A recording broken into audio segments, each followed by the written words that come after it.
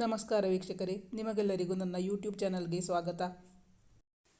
ಪ್ರೀತಿಸುವೆ, ಅತಿಯಾಗಿ ಪ್ರೀತಿಸುವೆ ಭಾಗ 16ರ ಪ್ರೊಮೋ.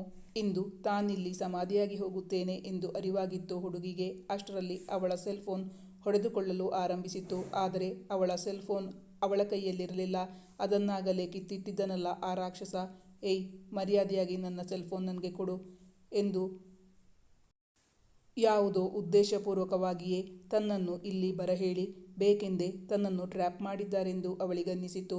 ಮೊದಲೇ ಬುದ್ಧಿವಂತ ಹುಡುಗಿ, ಅತ್ಯಂತ ಕಠಿಣ ಪರಿಸ್ಥಿತಿಯಲ್ಲೂ ಅವಳ ಮೆದುಳು ತುಂಬ ಚೆನ್ನಾಗಿ ಕೆಲಸ ಮಾಡುತ್ತದೆ. ಡೋರ್ ಒಳಗಿನಿಂದ ಲಾಕ್ ಮಾಡಿದ್ದರೆ ಅವಳು ತಪ್ಪಿಸಿಕೊಳ್ಳಬಹುದು. ಆದರೆ ಇಂದು ಪರಿಸ್ಥಿತಿ ವಿಭಿನ್ನವಾಗಿದೆ.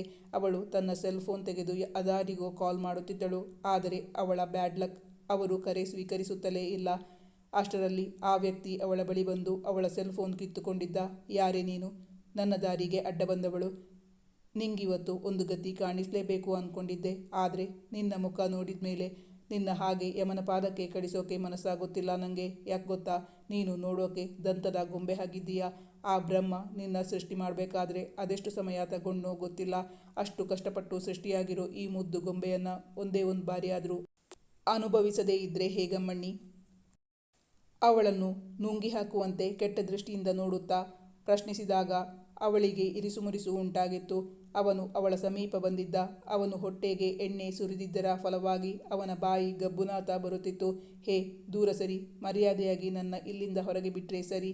ಇಲ್ಲ ಅಂದರೆ ನೀನೀಗ ಹೇಳಿದ್ಯಲ್ಲ, ಅದನ್ನು ನೀನಲ್ಲ ನಾನೇ ಮಾಡಬೇಕಾಗುತ್ತೆ. ಹುಷಾರ್.